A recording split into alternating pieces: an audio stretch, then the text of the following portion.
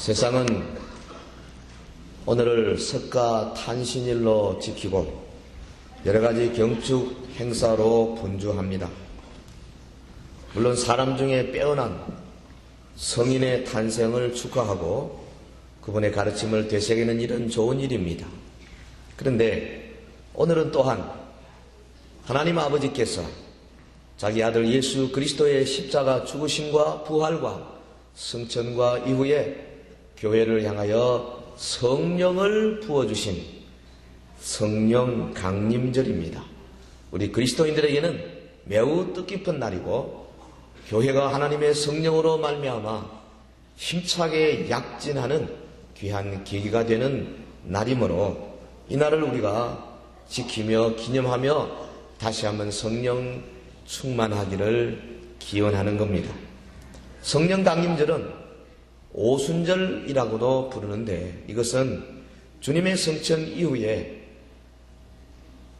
하나님께서 교회 위에 처음 강력하게 하나님의 영곧 성령을 부어주셨던 바로 그날이 오순절이었기 때문에 성령 강림절을 오순절이라 부르기도 합니다. 이날은 사실은 6월절로부터 50일 되는 날입니다. 7주간의 곡물 추수 기간이 끝난 다음 날인 구약의 77절 또는 맥주절에 하나님께서 성령을 부어주셨습니다. 무슨 말입니까? 하나님의 성령이 강림하신 것은 구약의 곡식 추수가 상징했던 회개한 영혼의 추수, 회개한 성도의 천국 구원, 그리고 구원받은 영혼과 그 영혼이 누리는 풍요한 생활, 그 영혼에 누리는 평강, 이런 것들을 성취하고 실현하는 것이라 하는 뜻으로 받아들여야 할 것입니다. 6월절에 주님께서 십자가에 죽으시고 부활하셨다면 77절 맥주절 곧 오순절에 하나님의 성령이 부어주셔서 교회가 약진하게 되고 그리고 또 하나 남은 수장절 마지막 추수절기에 아마도 주님께서 온 세상을 마감하시는 것이 아닌가 많은 구약학자들이 그렇게 주장합니다. 이태리말로 성령 강림절을 파스쿠아 로사 그럽니다. 이 말은 성령을 상징하는 붉은 예복을 입는 풍습에서 유래한 말입니다. 영국 사람들도 이 성령 강림절을 Whit Sunday, 물론 White Sunday라는 말에서 왔지요. 하얀 일요일, 하얀 주일이라는 뜻인데 이날 성령 강림절에 세례를 받는 사람들이 흰옷을 입고 순결을 하나님 앞에 고백하고 상징하는 그런 유래에서 붙여진 이름입니다. 이 오순절 성령 강림 사건은 우리가 하나님의 전 창조로부터 마지막까지의 역사를 돌아볼 때에 구속사의 시각에서 바라볼 수 있는 놀라운 사건입니다.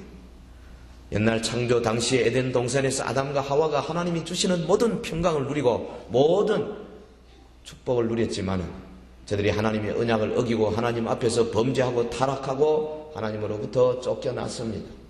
하나님께서는 저들을 위하여서 구속의 역사를 시작하셨습니다. 사랑으로 세워주셨습니다. 한 다른 존재가 죽어서 모든 인류를 구원하고 그리고 그 구속 사역의 궁극적인 실체인 예수 그리스도 십자가 순환이 있기까지 구약의 모든 세월, 모든 그 시기마다 하나님께서 말씀을 통하여 함께 하셨습니다. 구약의 계시가 선민 이스라엘에게 먼저 주어졌고 이를 통해서 구약의 구속사가 진행되었지만은 그러나 주님께서 이 땅에 오셔서 십자가 상에서 우리의 모든 죄를 다 담당하신 이 구속 사역의 성취를 하기까지는 여전히 불완전하고 여전히 그림자에 불과했던 겁니다. 이제 주님이 오셨습니다. 십자가를 지셨습니다. 구속의 사역을 완성하셨습니다. 그리고 자신의 구속 사역을 믿고 회개하는 자에게는 새 언약 곧 신약을 주셨습니다. 구속사역의 최종 실현이 무엇입니까? 이 땅에 하나님의 나라를 이루는 것 아닙니까? 이 새언약 하나님의 신약이 이제 우리에게 완성될 때까지는 비록 구약의 성도들보다는 월등한 수준으로 우리가 하나님이 주시는 축복을 누리고 있지만은, 그러나 육체적으로까지 완전히 하나님의 나라의 모든 복을 누리기까지는 성령이 오심으로 영적인 이제 축복을 누리게 되고, 그리고 하나님의 아들 예수 그리스도를 믿는 믿음으로 의인이 되어서 하나님 앞에 나오는 자들에게 성령께서 오셔서 우리의 마음속에 내주하시고 우리를 거룩하게 만드시며 하나님의 자녀로 만드시고 그리스도의 십자가 보혈을 우리에게 적용시켜 주시는 이 성령의 시대, 성령 강림으로 말미암아 시작되게 된 것입니다. 이렇게 볼 때에 십자가 후에 성령의 강림은 그 옛날 파괴된 하나님과 인간의 그 교제, 이것을 다시 회복시키되 마지막 날 우리가 완전한 회복을 올 때까지는 육체적으로는 완전하지 않지만은, 그러나 영적으로는 이미 하나님과 우리의 관계가 회복되어서 영원한 하나님의 나라의 그 냄새, 그 신비함을 우리가 우리의 삶 속에서 주님이 주실 때마다 은혜를 받으며 누리며 느끼며 또한 그것을 통하여서 하나님께 영광을 돌리게 되는 것입니다. 하나님은 성령을 인간의 영 속에 내주시켜 주심으로써 성도의 영혼을 끝날까지 견인시키시고 지켜주시는 줄 믿습니다. 요한복음 14장 16절에 보면 내가 아버지께 구하겠으니 그가 또 다른 보혜사를 너희에게 주사 영원토록 너희와 함께 있게 하시리라. 주님이 제자들에게 약속하셨고 우리에게 약속하신 것입니다. 주님이 아버지께 가서 또한 아버지로부터 또 다른 보혜사를 받아 주시는데, 이 보혜사고 성령은 오셔서 영원토록 우리와 함께 있게 될 것이다. 17절에 말씀하시기를 저는 진리의 영이라 세상은 능히 저를 받지 못하나니 이는 저를 보지도 못하고 알지도 못함이라. 그러나 너희는 저를 아나니 저는 너희와 함께 거하시며 또 너희 속에 계시겠습니다. 오신 성령은 진리의 영이기 때문에 진리이신 예수 그리스도를 믿는 믿음이 있는 사람들에게만 오신다는 겁니다. 할렐루야. 그 예수 그리스도를 믿는 믿음의 자녀들에게 성령이 오셔서 우리와 함께 거하고 우리 속에 거하겠다. 주님이 약속 주셨습니다. 주의 약속대로 성령이 교회 위에 오셨습니다. 할렐루야. 2000년 전 저 오순절에 사랑하는 성도들이 모여서 함께 기도하며 말씀 받으며 하나님의 교회를 이루고 있을 때에 위로부터 불같이 내리신 바로 그 성령은 시절마다 구하고 순종하는 자들마다 모여서 함께 기도하고 예배드리는 자들에게마다 역사하시며 이 교회사 2000년 동안에 여기저기에서 동서고금을 막론하고 구하는 모든 자들에게 부어주셨습니다. 하나님의 성령이 오시고 우리와 심령 속에 풍성히 내주하기 시작하셨습니다. 그래서 하나님과 더불어 교제를 연속적으로 갖추게 하셨습니다. 하늘의 신비한 비밀들을 보여주셨습니다. 기록된 하나님의 말씀을 깨닫게 하셨습니다. 그 말씀으로 능력을 받게 하셨습니다. 능력으로 세상에 창궐한 모든 더러운 귀신들의 세력과 악한 영의 세력을 싸워 이길 수 있는 능력을 주신 줄로 믿습니다. 성령 받은 자들이 영적인 싸움에서 이길 수 있어요. 성령 받은 자들이 하나님의 말씀으로 나와서 싸울 수 있어요. 성령 받아야만 하나님의 역사를 감당할 수가 있어요. 성령 강림절을 맞을 때마다 성령의 인도하심이 우리의 영혼 속에 다시 한번 충만케 되도록 참 교제를 갱신하는 계기가 되는 그런 날로 삼아야 할 줄로 믿습니다. 이 성령님에 대한 헬라어 원어는 파라클레토스입니다. 파라 옆에서 클레토스, 위로하시는 분, 위로자이십니다. 그래서 성령을 우리는 위로의 영, 사도행전 9장 31절에 그랬지 않습니까? 성령의 위로로 진행하여. 성령의 위로.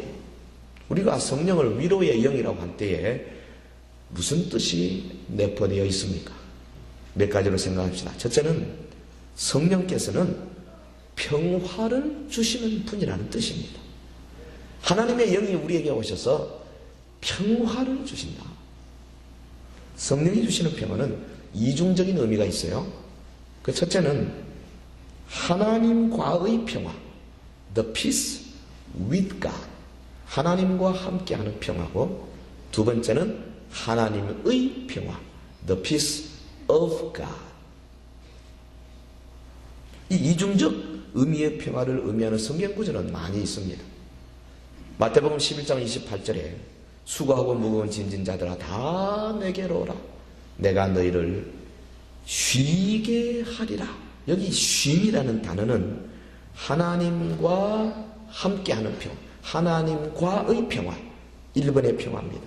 The peace with God. 이 평화는 죄의 문제를 처리하지 못하는 영혼이 불안해하고 고통받으며 세상에서 방황하다가 예수 그리스도의 십자가 보혈의 그 복음을 받고 믿음으로 이제 죄의 문제를 해결하고 난 다음에 하나님과 함께 누리는 평화를 말합니다. 그런데 이거보다 더 깊은 차원의 평화가 있어요. 그 다음 구절 마태복음 12장 29절에 말하기를 나는 마음이 온유하고 겸손하니 나의 멍에를 메고 내게 배우라. 그러면 너희 마음이 쉼을 얻으리니. 여기 쉼이라는 말은 하나님의 평화, the peace of God, 2번의 평화입니다. 무슨 말입니까? 이 평화는 내 자신의 의지를 포기하고 성령의 가르치심에 전적으로 따르게 될 때에 받아 누리게 되는 평화를 말합니다. 내 마음과 내 의지를 주님 앞에 온전히 드려버리고 하나님 앞에 철저하게 순종하려고 할 때에 곧은 목을 내세워가지고 하나님 앞에서 고집스럽게 하지 아니하고 주의 말씀 앞에 아멘 겸손하게 나올 때에 주시는, 본래 그 근원이 하나님에게 있는 하나님의 평화, 이것을 우리에게 주시는 겁니다. 우리 모두가 다 1번의 평화에서 2번의 평화로 나아가야 할 줄로 믿습니다. 그것을 위해서 두 가지가 필요해요. 하나는 주님의 멍에를 메는 겁니다. 그리고 또 하나는 주님에게서 배우는 것입니다. 주께서 말씀하신 거 아닙니까? 여러분은 멍에를 메지 아니하고 얻는 축복은 그거 기복입니다. 주님께 매이지 않은 축복은 진정한 축복이 아닙니다. 그런 가짜 축복은 안 받는 게 오히려 나았는지 몰라요. 세상 많은 사람들이 변장된 축복에 넘어가고 있지 않습니까? 그리고 주님에게서 배움이 없이 얻는 축복도 이거 기복주의입니다. 그 축복은 신기루와 같고 그 축복은 생명이 짧습니다. 그러므로 우리가 주님의 멍에를 잘 메고 그리고 주님에게서 그분의 인격을 잘 배워서 놀라운 하나님의 평화를 누리는 성령 충만한 저와 여러분 되시기를 예수 이름으로 축원합니다. 성령님을 위로의 영이라고 할 때에 그 속에 내포된 뜻은 두 번째로 성령께서 기쁨을 가져다 주시는 기쁨과 희락의 영이라는 말입니다. 기쁨이라는 말은 흔한 단어지만은 그러나 사실은 깊은 차원의 단어입니다. 믿는 사람에게는 성령으로 말미암은 기쁨이 있어야 합니다. 로마서 14장 17절에 하나님의 나라는 먹는 것과 마시는 것이 아니 오직 성령 안에서 의와 평강과 희락이라 그랬어요. 기쁨. 근데 이 기쁨은 세상적인 어떤 기쁨이 아니라 주님이 주시는 기쁨입니다. 내가 이것을 너희에게 이르면 내 기쁨이 너희 안에 있어 너희 기쁨을 충만하게 하려 하십니다.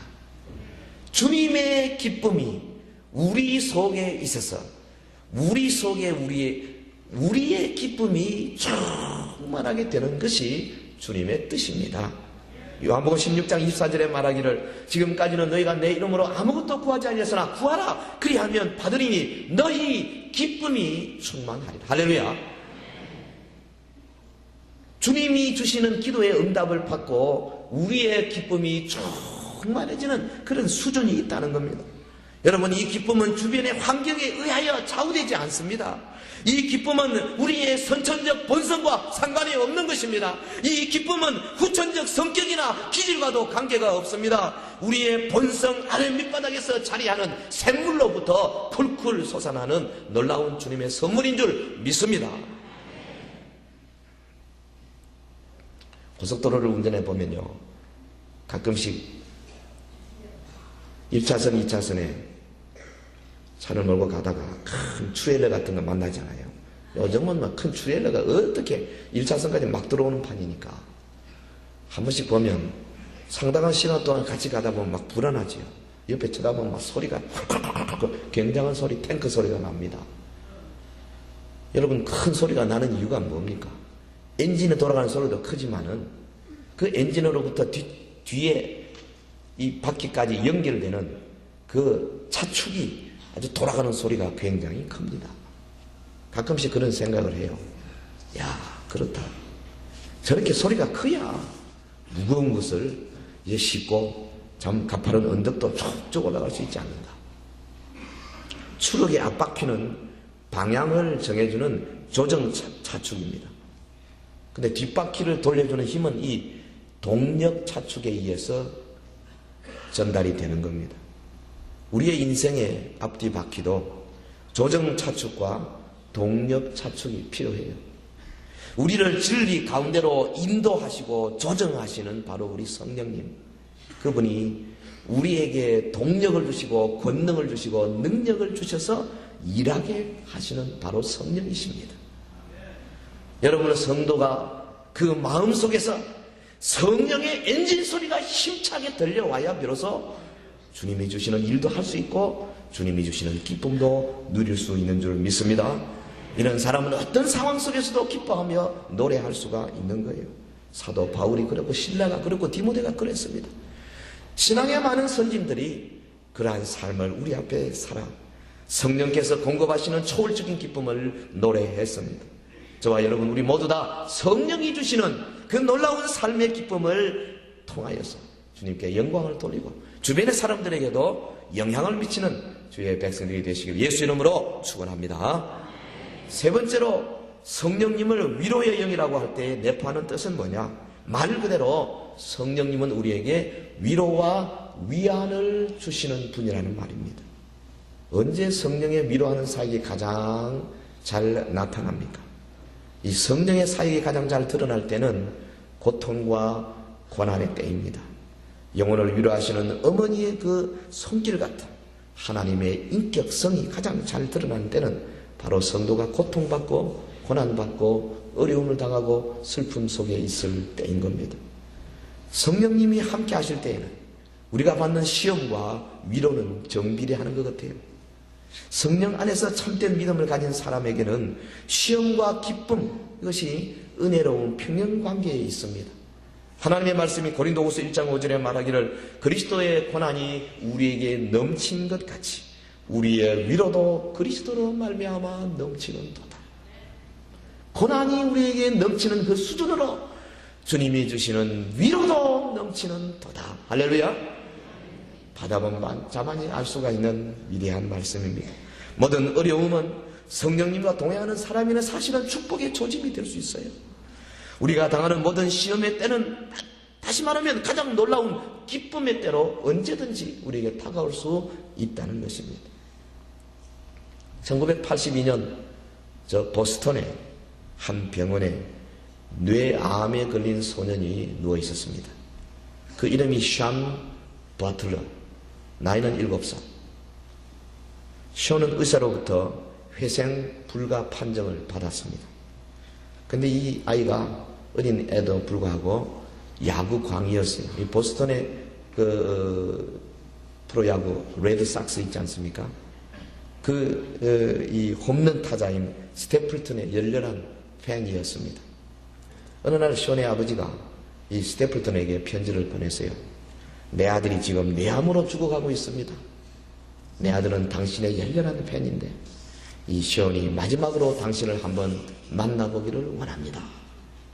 편지가 아마 감동이 되었던 것 같아요. 바쁜 선수인데 이 스태플턴이 션이 입원해 있는 병원을 방문했습니다. 그리고 이 7살짜리 아이에게 손을 붙잡으면서 말했습니다. 션, I'm 스태플턴. 내가 스태플턴이다. 내일 내가 너를 위해서 한번 멋지게 홈런을 한번 쳐줄게. 이렇게 약속을 했어요. 션이 눈을 번쩍 뜨고 반갑게 이 야구 영웅을 맞이했습니다. 다음날 스태플턴이 소년과의 약속을 지켰어요. 홈런을 날렸습니다. 이 소식을 션이 받았습니다. 병상에서 환호했습니다. 기쁨이 충만했습니다. 그런데 그때부터 이 소년의 병세가 완전히 달라지기 시작했습니다. 그로부터 5개월 후에 그의 뇌 속에 있는 암세포가 말끔하게 사라져 태어날 수 있었습니다.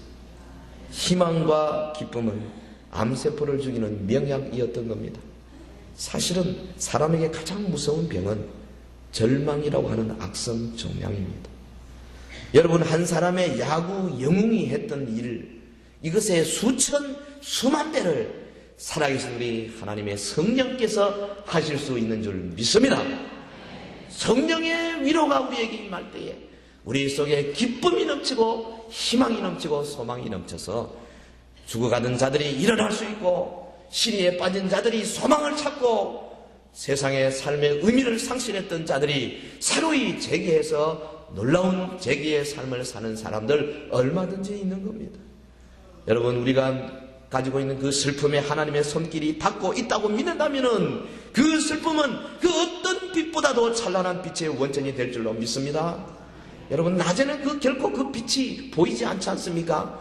그러나 깜깜한 어둠이 될 때에 하나님은 우리에게 그 빛을 보여주는 것입니다. 그러므로 환경이 절망적인 모습을 보일지라도, 우리 속에 기쁨을 찾을 만한 어떤 건덕지가 없다 할지라도 우리는 위로의 성령님에 대하여 단순한 믿음을 가지고 신뢰하시기를 주의 이름으로 축원합니다.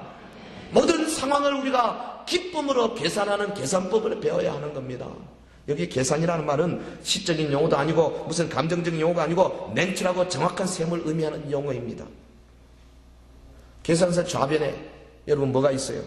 슬픔이 있고 유혹이 있고 난관이 있고 반대가 있고 좌절이 있고 모략이 있고 수군거림이 있고 손깍질 받음이 있고 다 있습니다.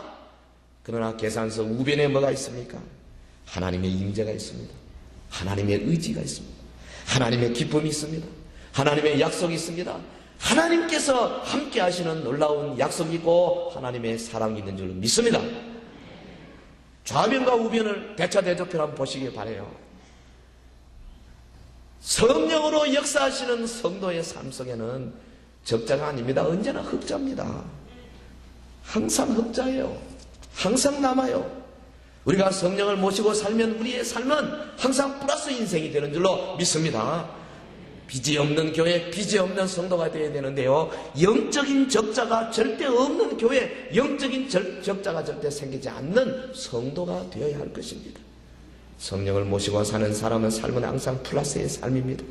고린도후서 4장 17절에 보면 우리의 잠시 받는 환난에 경한 것이 지극히 크고 영원한 영광에 중한 것을 우리에게 이루게 함이니. 좌변에 뭡니까? 환난에 경한 것입니다. 환난 따위는 하나님의 성도가 볼 때는 경한 것, 가벼운 거라는 거지요. 그러나 우변이 뭡니까? 크고 지극히 크고 영원한 영광에 중한 것이라는 겁니다.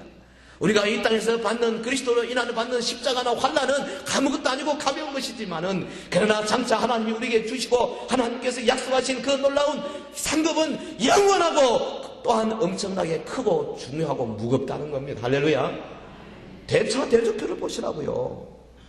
흑자입니까? 적자입니까? 계산 결과는 큰 기쁨이라고 하는 흑자가 우리에게 주어지는 줄 믿습니다. 로마서 8장 18절에 생각건대 현재의 고난은 장차 우리에게 나타날 영광과 좋게 비교할 수 없도다. 이와 같은 방법이 성령 안에서 기쁨을 계산하는 방법입니다. 주어진 환경은 기쁘게 보이지 않을지 모르지만 성령께서 함께함을 염두에 두고 계산해 볼 때, 그러니까 믿음의 계산을 할 때 우리의 삶은 결코 적자가 아니는 거예요. 그래서 우리는 우리의 의지적인 마음의 자세를 가지고 기뻐할 수 있고, 나아가서는 여유가 우리 속에서 줄줄 넘쳐가지고 주변에 고통받고 어려움받고 또한 소망이 없는 자들을 위로할 수 있고, 저들을 기쁨으로 이제 격려할 수 있는 넉넉하고 여유 있는 성도가 되어가는 줄로 믿습니다. 어려서부터 꼽추로 자란 어떤 사람이 있었습니다.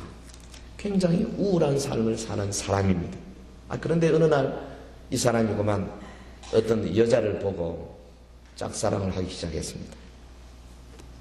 사랑을 하면 할수록 깊은 고민에 빠졌어요. 아이고, 내 같은 불구자를 저 여자가 과연 받아줄 것인가? 나 같은 꼽주가 어떻게 나 같은 사람과 누가 결혼해 주겠는가? 생각하면 할수록 더 시리에 빠지고 더 좌절감에 빠졌어요. 길을 가면 아이들은 뒤에서 쫓아오면서 꼽추 놀려댔습니다. 그런데 하루는 어떤 어린 소년이 자기를 세우더니 그렇게 물었어요. 아저씨 등에 지고 가는 게 뭐예요? 이 꼽추가 마음에 좀 기분이 나빴습니다. 아이고, 이제는 별놈들이 다 갖고 노네. 왜 아이들까지 나를 괴롭히지? 마음에 생각을 했지만 응급길에 그냥 한마디 했어요. 혹이란다, 혹. 근데 이 아이가 눈을 반짝거리면서 사랑 어린 눈으로 바라보며 말했습니다. 아저씨, 난 그거 믿을 수 없어요. 하나님은 사랑이시지 않아요. 하나님이 사람에게 혹 같은 건 안 주세요. 아니, 혹이라니까. 하나님은 혹 안 주십니다. 아저씨가 그거를 죽을 때까지 겸손하게 사랑하는 마음으로 치고 다니면 어느 날인가 그 상자가 열리고 날개가 펴져서 아저씨는 그 날개로 아름다운 하늘나라까지 올라갈 거예요. 아이가 그렇게 말했습니다. 이 말을 듣고 이 꼽추 아저씨가 그 자리에서 주저앉아 엉엉 울었습니다. 누가 그 아이의 마음에 성령님이 거하지 않는다고 말할 수가 있겠습니까? 하나님의 영이 역사하시면 어린아이라도 어려운 사람을 만나서 위로할 줄 아는 지혜가 생기고 정말 뜨겁게 위로하며 기쁨의 그 놀라운 선물을 줄 수가 있는 겁니다. 우리가 그처럼 환경과 감정을 넘어선 그 기쁨을 가질 때에 성령께서는 우리에게 힘을 더하여 주셔서 나로 인하여 또 다른 사람이 성령의 위로를 받고 성령의 기쁨을 선물 받는, 그래서 성령을 전달하는 통로로서 우리를 사용해 주실 줄로 믿습니다. 사랑하는 성도 여러분, 제임스 맥컨기라는 사람이 쓴 성령의 삼중 비밀이라는 책이 있어요. 1970년대에 나온 책인데 제가 아주 옛날 읽었던 책입니다. 그런데 사실은 성령 충만에 이르는 원리를 탁월하게 기록한 책입니다. 그가 그렇게 말했어요. 성령의 내주는 매장량이 엄청난 유정과 같아서 무섭고 고통스러운 환란이 불어올 때에 더욱 많은 양이 흘러서 주변의 사람들에게 축복을 주는 것이다. 할렐루야. 성령의 내주를 얼마나 우리가 사모해야 하겠습니까? 하나님의 성령이여 내 영혼 속에 주리를 트시고 엄청난 유전처럼 끊임없이 쿨쿨 솟아나는 기쁨과 평강과 위로의 원천이 되게 하소서. 우리가 날마다 기도해야 안 되겠습니까? 어떻게 하면 이렇게 될 수 있는가? 저자인 맥컨기가 말하기를 첫 번째, 헌신해야 한다. 헌신. 자아 충만은 성령 충만의 최대 실패 요소이다. 헌신은 성령 충만의 문이 열리게 하는 대문의 축과도 같다. 그랬습니다. 축복의 조건을 말하자면 다른 것이 아무리 좋아도 헌신을 대체할 만한 것은 없고 순종을 대체할 만한 것은 없다. 아무리 하나님 앞에 부르짖고 기도하고 호소하고 고민하고 기도 응답을 받으려고 해도 받지 못하고 또한 슬픔 가운데 좌절 가운데 빠지는 이유는 바로 당신이 헌신하지 않기 때문이다. 순종하지 않기 때문이다. 그렇게 설파했습니다. 그렇습니다. 첫째는 우리가 하나님의 말씀 앞에 아멘, 교회의 가르침 앞에 아멘, 주님의 역사 앞에 아멘으로 순종하는 자세가 성령 강력한 내주의 첫 번째 요소. 두 번째 요소는 뭐냐? 신뢰라 그랬습니다. 신뢰. 하나님께서 바라시는 것은 우리가 세운 계획이 아니고 바로 우리의 생애 자체이다 그랬습니다. 하나님은 우리가 뭘 하고자 하는 것을 원하는 것이 아니라 바로 나 자신, 나의 삶 전체를 원하신다는 겁니다. 우리의 세계를 통해서 하나님이 자신의 뜻을 이루기를 계획하고 계시는 거지. 여러분 믿음이 오십니까? 들꽃 하나에도 목적을 두신 하나님께서 만물의 영장인 인생에게 목적을 주지 않겠습니까? 어떤 사람에게도 하나님의 뜻, 하나님의 목적이 있어요. 여러분 지금 연세가 50, 60, 70, 80 되신 분들요, 일생 동안에 과연 내가 하나님의 정하신 목적대로 살아있는가, 여기까지 왔는가 돌아보시기를 바랍니다. 하나님의 성령의 내주로 말미암아 우리 주님께서 내 삶의 방향을 완전하게 붙드시고, 비록 내 삶이 앞으로 몇 년 안 남았다 할지라도 주님 역사하시면은 그 짧은 기간 동안에도 일생 해야 할 일을 지금도 늦지 않게 이루어 나가며 꽃피어 나가실 줄로 믿습니다. 그리고 세 번째 비결은 그리스도 안에 거하는 거라 그랬습니다. 예수 그리스도 안에 거하는 것. 저자가 말하기를 헌신은 축복의 시작이다. 그 시작된 축복이 끊임없이 이어지려면 매 순간 그리스도 안에 거해야 한다 그랬습니다. 그리스도 안에 거하는 것이 어떤 겁니까? 간단하게 말하면 우리가 그리스도 안에 거한다는 것은 하나님을 향한 계속적인 믿음의 삶, 그리고 이웃 사람을 향한 계속적인 사랑의 삶, 이겁니다. 끊임없이 우리가 하나님을 향해 믿음으로 나가고 믿음으로 주께 영광을 돌리고, 또 하나는 주변의 사람들을 향하여 끊임없이 사랑하고 또한 용서하고 저들을 위하여서 헌신하고 희생하는 삶, 이것이 그리스도 안에 거하는 겁니다. 쉬는 것만, 쉬면 안 돼요.